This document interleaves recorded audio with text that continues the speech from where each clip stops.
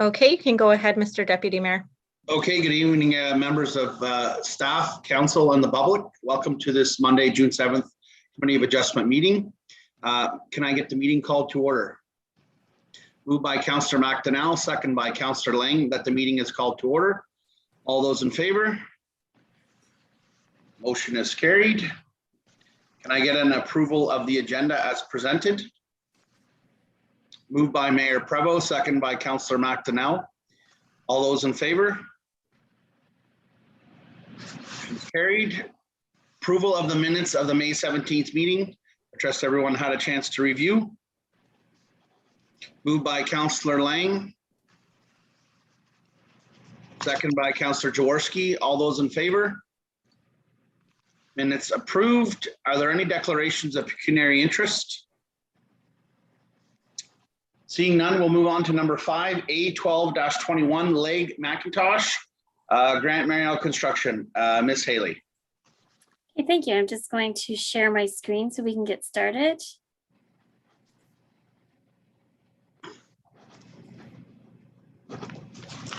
Kelly, can you permit me to share my screen, please?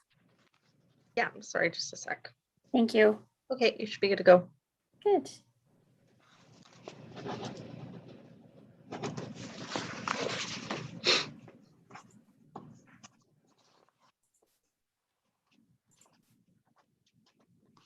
Okay, good evening, everyone. My name is Joanne Haley, and I'm the General Manager of Planning, Building, and Enforcement. Welcome to our Committee of Adjustment meeting this evening. For members of the public that are participating by Zoom or by phone, you will be permitted to speak to the respective application following my presentation.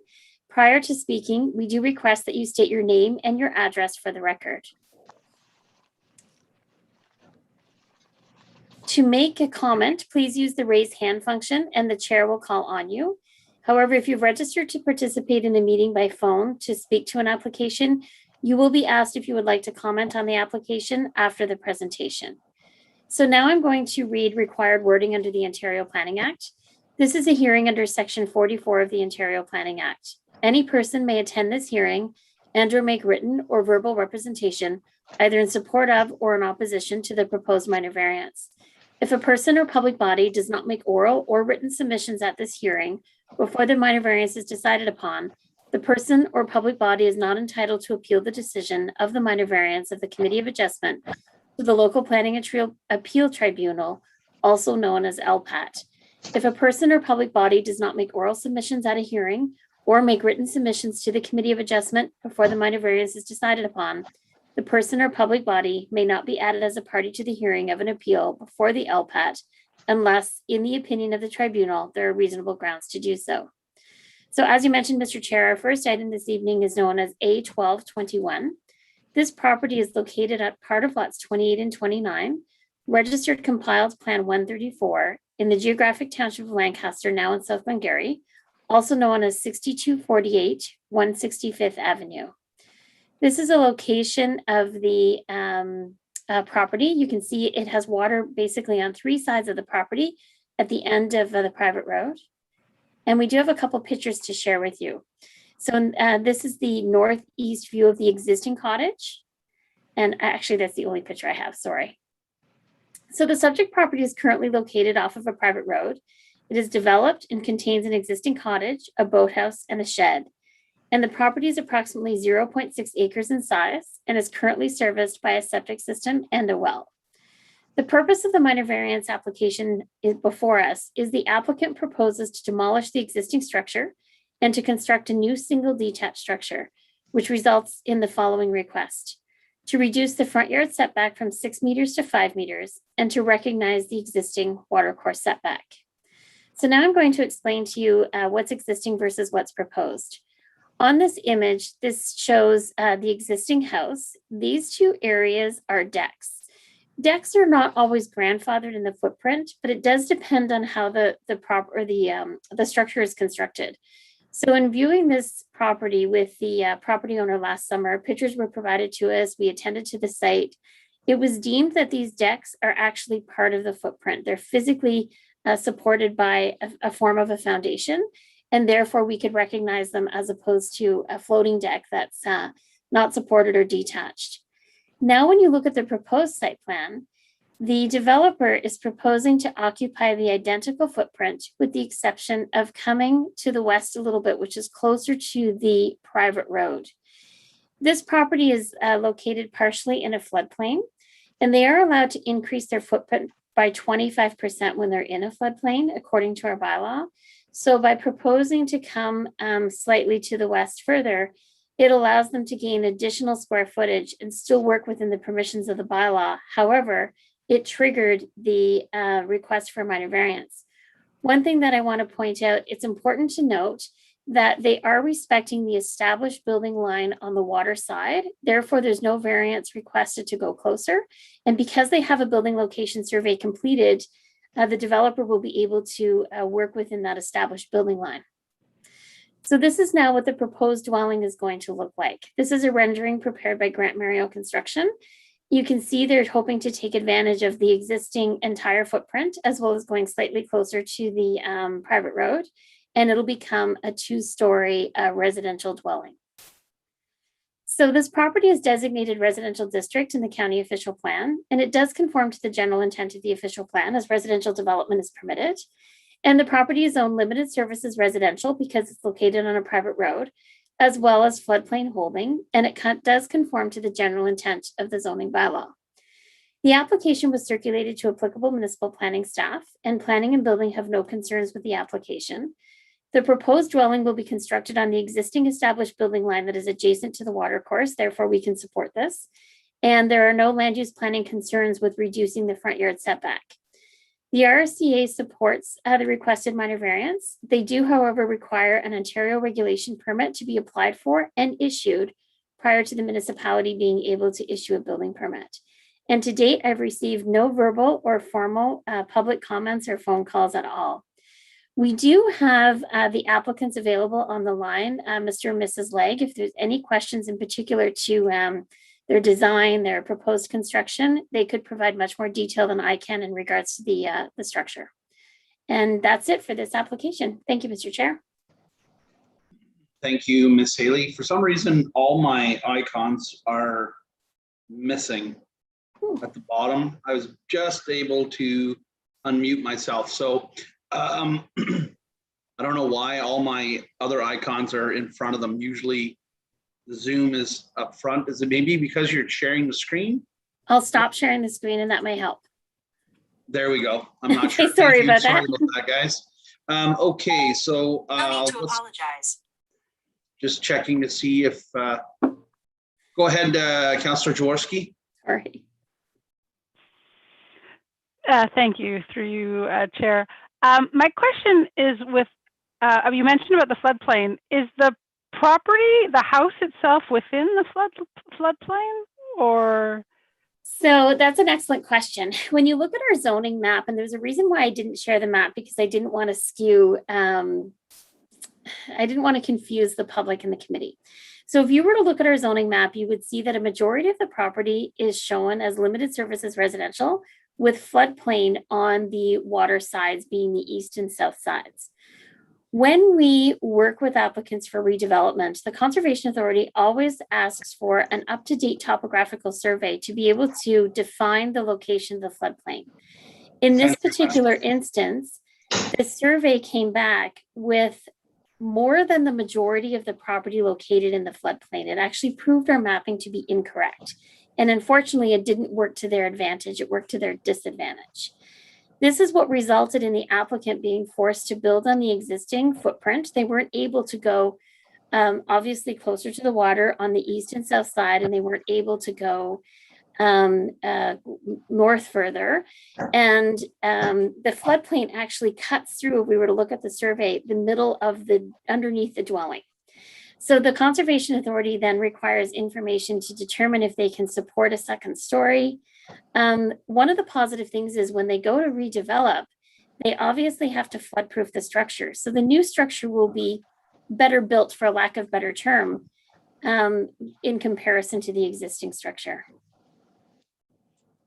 So that's why they can go towards the road because they're moving away from the floodplain, but they can't move in the other direction.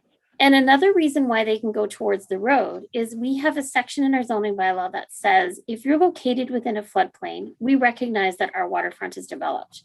We allow you to increase your footprint by a maximum of 25% of the existing structure, only because really, when you think about it, is 25% more going to negatively impact the water when the property is already developed, manicured lawn.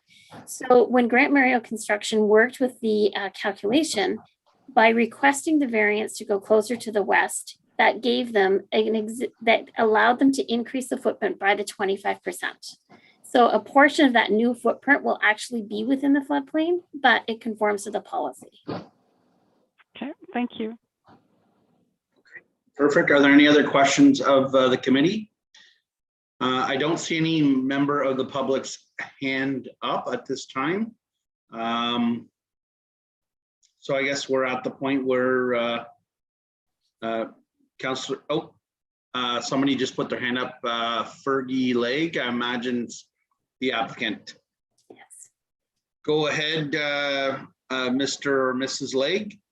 Yes, thank you very much. Ms. Haley clearly identified all the relevant points. I just wanted to make a small adjustment to that.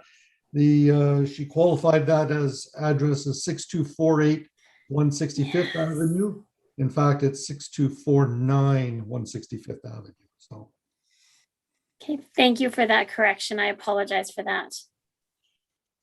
Okay, perfect. Thanks for bringing that to our attention. We'll make sure to reflect that in the final approval if it is approved. Councillor McDonnell. If there's no other questions, I guess I'd move to approve as presented. Okay, can I get a seconder? Seconded by Councillor Lang. All those in favor to approve as presented? Motion is carried. Thank you very much, Mr. Legg. Have a good evening. Thank you. Thank you. All right, moving on to item number 6.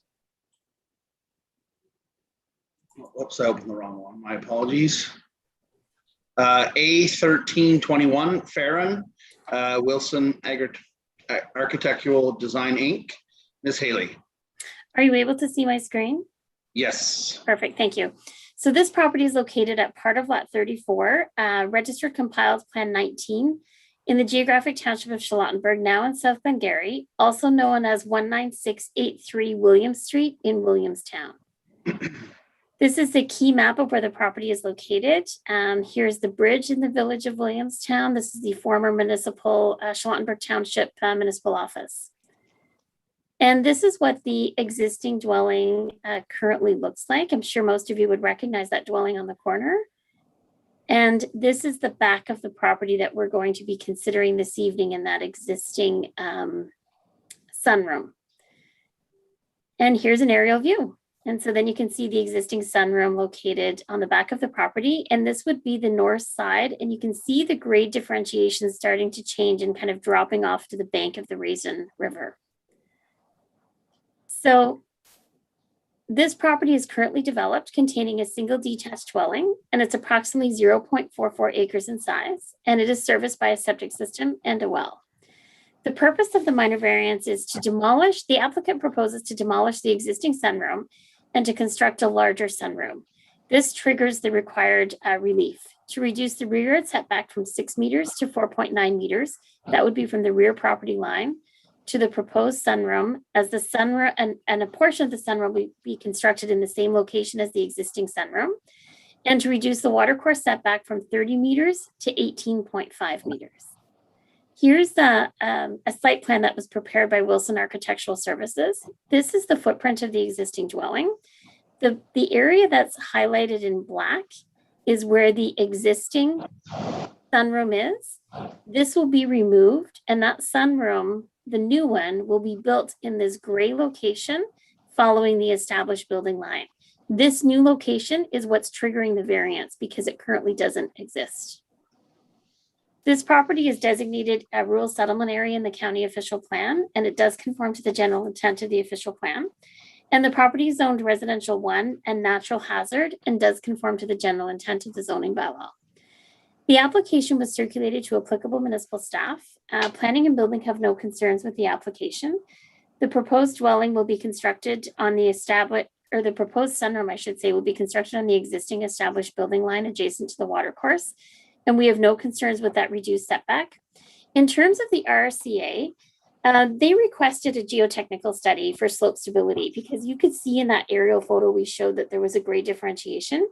And the applicant did provide a geotechnical investigation. It was reviewed by the CA and they can support the proposed development. The application was also sent to the United Counties and they of course had no comment because it doesn't impact the county in terms of where the proposed construction is going to be. And I've not received any verbal or formal comments from the public to date. I believe Brock Wilson is attending the meeting with his company Wilson Architectural Design, if he has anything to offer. Thank you. Okay, thank you. If you could escape out of that. Yes, thanks. Sorry about that. I'm sorry. Thank you very much. Muchly appreciated. Are there any questions of the committee? Okay, I see Mr. Wilson has his hands up. Go ahead, Brock, unmute yourself. Yes, can everybody hear me? Yes. Perfect. Thank you, Joanne, for the description. It was covered greatly. I just wanted to emphasize, of course, we were directed from the RCA to provide slope stability. One item that we wanted to also clarify is that the sunroom addition will be, the intention is to support the structure on helical piles rather than providing foundations in that case, to reduce any impact to the existing soils too as well. We've let our geotechnical engineer know that too as well during the review, and they were for the proposed construction method in that sense. So I just want to clarify that. Okay, thank you very much, Mr. Wilson. Is there anyone else, any other comments? Seeing none, Councillor Lang, are you moving to present as, okay? Yes. Moved by Councillor Lang. I'll second. Okay, second by Councillor McDonnell. All those in favor? The application is approved. Thank you very much. Moving on to A-1421. Yanni.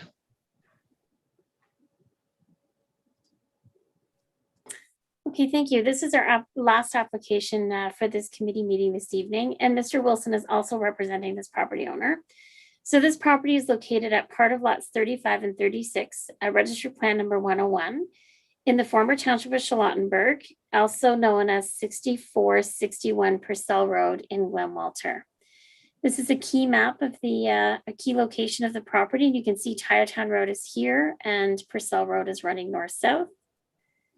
And this is a view of the front of the property, the minor variance sign. When we have long, narrow properties with lots of vegetation and development, it's very difficult to get a better photo for you. And we don't always enter the entire property to do a full walk around. So this was the best we could provide in terms of the front view.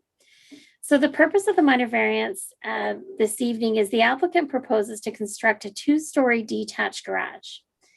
The following relief is required: to increase the maximum height from 4.5 meters to 7 meters, and to increase the maximum gross floor area from 100 square meters to 220 square meters, which includes the second story. The second story is proposed to be 95 square meters in size. I would like to point out that the definition for maximum gross floor area in our zoning bylaw includes 2 stories. It's not only the footprint. That's why in this particular case, you're going to have a much larger request due to the second story. I will ask Mr. Wilson to speak to the main floor square footage in more detail when I finish my presentation, only because the site plan that was provided to us, the numbers are more rounded. So I think you'll be able to give some more detail in regards to the request for the 220 square meter maximum. This is a site plan for the property that was prepared. To help orient everybody, this is on Purcell Road. You'd enter here. This is an existing single family dwelling. And then as you come down this driveway, this is also an existing single family dwelling. So this parcel has had 2 single family homes on it for many, many years. This gray area sorry about that, is where the proposed garage is to be located. And it's proposed to be located 5 feet from the neighbor's property line to the south. This area in here is proposed to be a in-ground pool, and then this area here is proposed to be the fence around the in-ground pool. So as you can see, the property is currently developed, containing 2 single detached dwellings. It's approximately 2.55 acres in size, and it is currently serviced by a septic system and a well. The proposed structure will be comprised of a 3-car garage, a pool privy, which will overlook a proposed in-ground pool, and a second story that's 95 square meters in size, and it's currently labeled as a studio in the drawings that were provided to me. The structure will not be permitted to contain a dwelling unit in the future if this is approved and allowed to be constructed. The reason for that is because our policy only currently allows 2 single-family homes on the subject property. So if they choose to make an additional dwelling unit on this, it wouldn't meet the bylaw. A zoning amendment would be required. And at this point, Mr. Wilson has explained to me that that was not the intent. Here's an elevation view of what the proposed garage will look like. You can see the 3-car garage. The area on this end to my left is the area where the proposed pool, privy or pool area would be. And then you can see the dormers for the second story. And then I also just highlighted this area as well, where you can see the 2 patio doors, as the pool would be located here in the future if the garage is permitted to be constructed. This property is currently designated rural settlement area in the official plan. That area of Glen Walter is rural settlement because it's not part of the serviced area. And it does conform to the general intent of the official plan. And the property, oh, I have an error in here. The property is zoned residential 1, so I apologize for that. And it does meet the general intent of the bylaw. The application was circulated to applicable municipal staff. Planning and building have no concerns with the application, as we feel there's adequate space on the subject property to accommodate a large garage, and the garage will be subject to a building permit. I have received several phone calls with general inquiries about the proposed use, concerns with the size, people kind of wanting to better understand the reason for such a large size. A complaint has also been filed about a storage container being on the property, which we will deal with independently.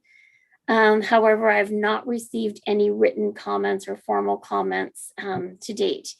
And as I mentioned, I know that Mr. Wilson can better speak to the area, the dimensions, and the use if the committee doesn't mind hearing from him.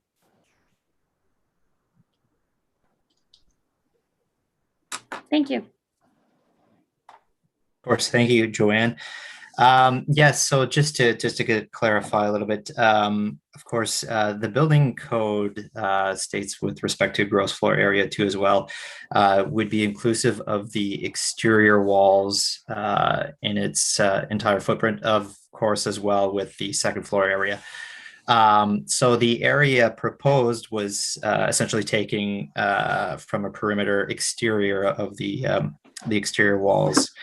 The existing dwelling itself does not contain a attached or detached garage, so that's a reason for, of course, a larger garage in a sense, as well as going to house some of the pool equipment too as well, for example, pumps, etc. So having adequate space for that. The second level is to be utilized for an office space as well as a personal gymnasium space. So again, another reason for a slightly larger size, but of course, after review of the depiction of the elevation, what our intent was not to provide a full 2-story detached garage, so that it really fits within the existing area. So the roof itself is partially lowered, and as you can see from the elevations, the dormers themselves provide the adequate headroom height for specific areas. So the intent was to, of course, lower the garage as much as possible, but as well keep it functional for use above. So that's essentially what we're trying to achieve. Okay, thank you very much. Certainly is a nice addition to that property. Mayor Prevost. Thank you, Mr. Chair. I was going to comment the same thing. I know the property extremely well. I've been born and raised around the corner, but I don't have an issue with the with the garage whatsoever, only based on where it's situated up on the hill. It's certainly not taking anybody's sight lines away from any of the neighbors. I mean, all the neighbors it's all 2 acre properties, and all the neighbors are at the front portion of the property. So I have no issue with that. So if you need somebody to move it, I'd be more happy to move it. I just, there's a hand up here and I'm gonna let them speak. Was there any other questions of the committee members before I go to the public? Okay, thank you. Go ahead, unmute yourself and please state your name and where you live. Okay, my name is Rochelle Mickey. I am representing Alice and Andrew Mickey, who live at 6467 Purcell Road on the lot adjacent and to the south of Mr. and Mrs. Yanni's lot. Okay. My parents are presently listening to this meeting via our speakerphone. They don't have internet. We have 2 major concerns about this proposed structure. Okay, concern number 1, the plans for this structure show a building that is much grander than a garage. The structure has 1,600 square foot footprint. It has a foundation, a second floor with 6 windows, and the second floor is close to, I think, 1,000 square feet or 95 square meters, as I just saw in the presentation. This building would only have a 1.2 meter setback from my parents' property line. How would this foundation be built without trespassing on my parents' property? Is that someone can answer that question? Mr. Wilson, is that something you can answer? Yes, of course. Great question, Rochelle. With respect to the foundations, of course, because it's a slab on grade, theoretically, our foundation or footings don't necessarily have to go as deep as a regular foundation, hypothetically 8 foot. So we'd be minimizing impact as much as possible. And from what I recall, with respect to frost penetration, our footing would need to be lower, at least 4'6" below grade. So of course, that's going to minimize the impact that's going to essentially encroach with respect to foundation placement. So the intent would be, of course, not to disturb the adjacent properties. Of course, that wouldn't be allowed, of course, in that sense, and that wouldn't be our intent. So, but that's not a zero possibility then. I mean, if you have any work to do on the side, being 1.2 meters, would you have to enter my parents' property? No, the intent would not be to disrupt any of the neighboring property. So if we were to build a fence there, the fence would stay up, I guess. Of course. Is there a fence there currently? No, but they're planning on building one. So I just wanted to wonder why it's so close to their property. I mean, they seem to have a lot of space where they can go a little more towards the north. Okay, thank you very much, Ms. Rochelle. I would like to ask a question of staff. Ms. Haley, does this building meet the current setback for the side yard setback? Or are they asking for relief from that? Yes, Mr. Chair, it currently meets it. So our current side yard setback is 1.2 meters in the residential zone for both an accessory structure as well as a single detached dwelling. In this case, they're proposing 5 feet, so it's actually 1.5 meters. So they have 1 foot extra that they're providing. I did have an opportunity to speak with Ms. Mickey on a couple of occasions. And I did explain that we have other areas in our municipality where there's been a 1.2 meter setback or even a lesser setback if they've gone through a previous minor variance or reduced footprint where people are obligated to construct on the property without trespassing.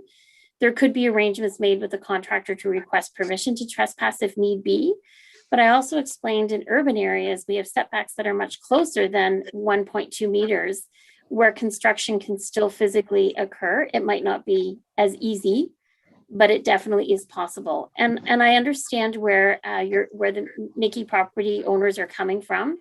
And I'm sure the contractors would do the best they can to stay or respect the property lines, because that is quite common in that industry. Well, I was wondering why it had to be built so close, since there is a lot more space where it could be moved a little more so that they wouldn't encroach on my parents' property. So But they that's are not, concern. excuse me, Miss Rochelle, I forgot your last name. I apologize. Mickey. Mickey, my apologies. They're not encroaching on your parents' property. They're Well, they're- maintaining a 1.2 meter setback from the property line. Okay, so where this goes, my concern number 2, my parents are worried about what the Yannis would do to their property because Mr. and Mrs. Yanni have been encroaching on my parents' property for years. Years ago, they placed a dumpster on my parents' property. A number of years ago, I had asked on my parents' behalf that they remove the dumpster. Mr. Yanni told me that he wanted to be a good neighbor and would remove it when he finished with some renovations. In December 2020, I noticed the dumpster was still present, but this time there were large objects behind the dumpster on my parents' property and even something that looked like a large trailer. There was also a large swath of land where the grass was being cut adjacent to the dumpster on my parents' property. I asked Mrs. Yanni in December 2020 to please remove all their belongings off my parents' property. An hour after I left my parents' house, I don't know if it was Mr. or Mrs. Yanni, came down with a lawyer's letter asking to buy my parents' property. My parents also sent them a letter on January 13th, 2021, asking them to remove the dumpster and to not trespass on their property. The dumpster is still there and they are cutting the grass. Given that they have. So, Mrs. My question for the property line and my parents' property. My parents are very concerned what they may do to their property when this new structure is so close to their property line. Okay, so as far as I'm concerned, Mrs. Mitchie, it's a civil matter. All we are doing here today, they're asking for relief for the zoning, for the size of the building. They are not permitted to encroach on your property. That's your property. You have the right to protect your property. We're only here today to permit the application that's before us. Make some valid points, but it's not the mechanism for this committee. I would highly recommend that you speak to staff about that matter, but that's not a matter that this committee can deal with. Okay. Also, my other question is, what precedent would this create for the entire county? This property already has 2 separate residences, and now they want to build a very large garage that has 2 floors. Now, what would happen if everyone there on that road did the same thing? I mean, I'm just worried about, that's nice. It's true. It's not, it's sort of set back. We don't know what in the future, if someone will want to build up there. It's very possible one of my family members may want to build. And I'm thinking, what precedent would this create? Well, Having all these large structures. Yeah, it would permit them to do the same thing. Ms. Haley, could you answer that, please? And thank you. For sure, Mr. Chair. So when we deal with minor variance applications, they are not precedent setting when a decision is made. And that's because each application has to be viewed with its own set of tests. So we would evaluate each property application, property size, area, setbacks, and to make sure it can fit. So we could have minor variance applications on a property that's 0.2 of an acre versus a 2.55 acre property. We could have a variance for a garage that's 1,300 square feet in size as opposed to 2,000 square feet in size. So that's why each one is considered differently, and it's considered on its own merit, and it does not set precedents. Okay. So I was just wondering, I wanted to ask the architects or the if there's any way they could, because there will be a fence going up, because we're very concerned about this non-respect of my parents' property. So it might be good for them to move the structure over a little bit towards the north. So it's just something I wanted to bring up. Okay. And then that's it. Okay. That's my question, to please consider moving it a bit since there is so much space to the north. Okay, thank you very much. Thank you.